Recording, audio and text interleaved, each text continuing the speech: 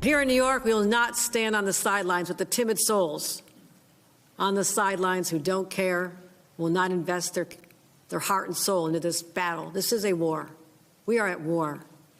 And that's why the gloves are off, and I say, bring it on. That is New York Governor Kathy Hochul earlier this hour, welcoming Texas Democratic lawmakers to her state after dozens of them fled the Lone Star State to block a vote on new congressional maps.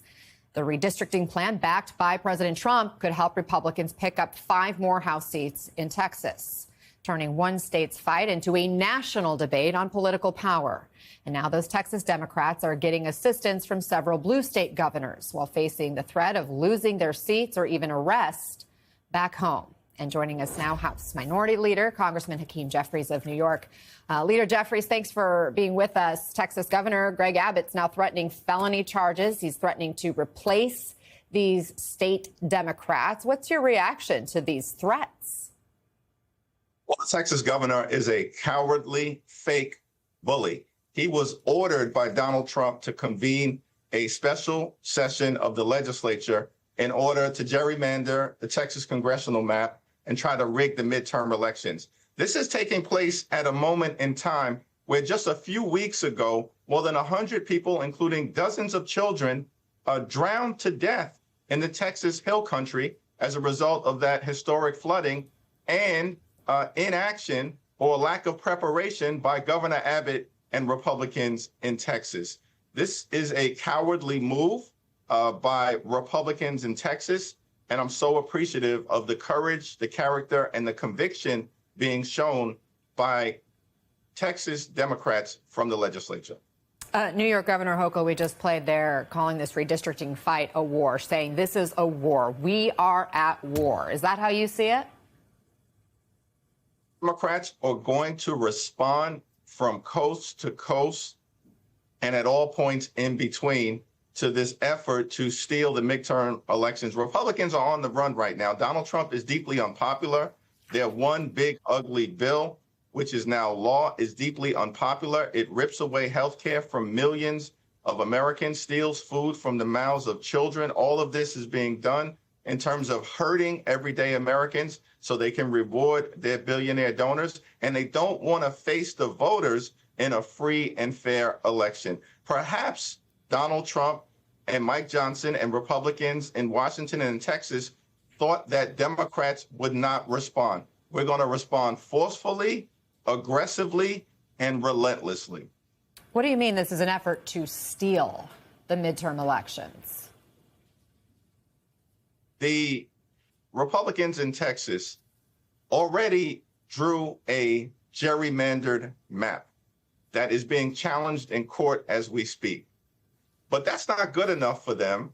So they now want to enact a separate map in the middle of the decade that takes 5 seats that are currently held from Democrats, including several in majority-minority communities around Austin, Houston, and Dallas, breaks them apart and tries to put them into Republican hands. These extremists want to be able to choose their voters as opposed to allowing the Texas voters to choose the people who should be privileged to represent them in Washington. It's theft. That's what gerrymandering in its extreme form is. And that's what Republicans are trying to do. Is that the case then if Texas repercussions lead to California, lead to New York, lead to Illinois, potentially doing the same in those states to try to pick up more Democratic seats?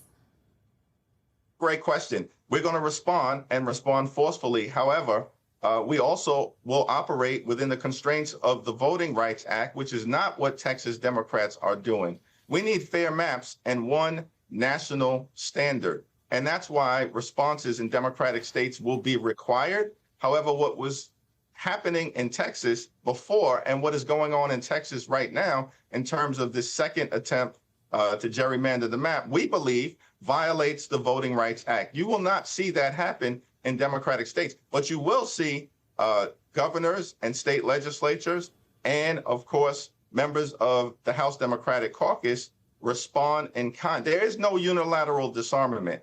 when we're in the middle of an all-out assault by Donald Trump and Republican sycophants on the economy, on healthcare, on our way of life, on law-abiding immigrant communities, on democracy itself.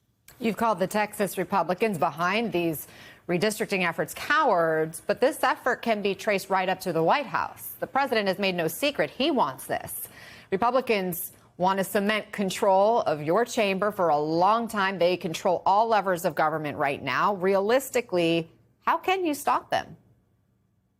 Understand that Donald Trump is afraid of the fact that the voters are prepared, in our view, to reject this impotent House Republican majority that has done nothing to improve the quality of life for everyday Americans, done nothing to lower the high cost of living, nothing to give these hardworking American taxpayers across the country the ability to thrive when right now people can barely survive and Donald Trump and House Republicans are crashing the economy in real time. We're only 3 seats short from taking back the House. That is a historically close number. That is what has House Republicans and Donald Trump scared to death of what is going to happen in the midterm election. That's why we're seeing this extraordinary action in Texas. But you also are going to see an extraordinary response from Democrats coast to coast throughout the country and at all points in between. We're just getting some new reporting as we speak right now from our White House team. And according to an administration official, there are no plans to use federal agents to go arrest these Texas lawmakers who left the state. The quote here, Governor Greg Abbott can handle his own state. If the Texas governor moves to charge or arrest these lawmakers, what will House Democrats do? Anything? Can you do anything? That move will be challenged, of course, immediately in court, and we're going to collectively ensure that the Texas House Democrats are provided with all of the support that they need, and that, of course, includes ensuring this is the decent and right thing to do, ensuring that they can't be bullied unlawfully by Governor Abbott or the so-called Attorney General in Texas, or any of these other Republican sycophants who, instead of actually providing relief and recovery and resiliency efforts to the people who are suffering in the Texas Hill Country and beyond as a result of this historic flooding, they called this special session using the cover of that suffering because they want to jam this gerrymandered map down the throats of the people of Texas and the American people. And we're not going to allow it to happen in Texas to the best of our ability, and certainly will respond all across the country. So leaving the state is an example of Democratic lawmakers there in Texas fighting back. But it comes at a time when a new AP poll shows many Democratic voters see your party as weak or ineffective. These are Democratic voters. We also saw that recent poll by the Wall Street Journal showing voters trust congressional Republicans over Democrats on handling most issues, from the economy to immigration to foreign policy, with Democrats getting their lowest rating in that poll in 35 years. Does any of that surprise you?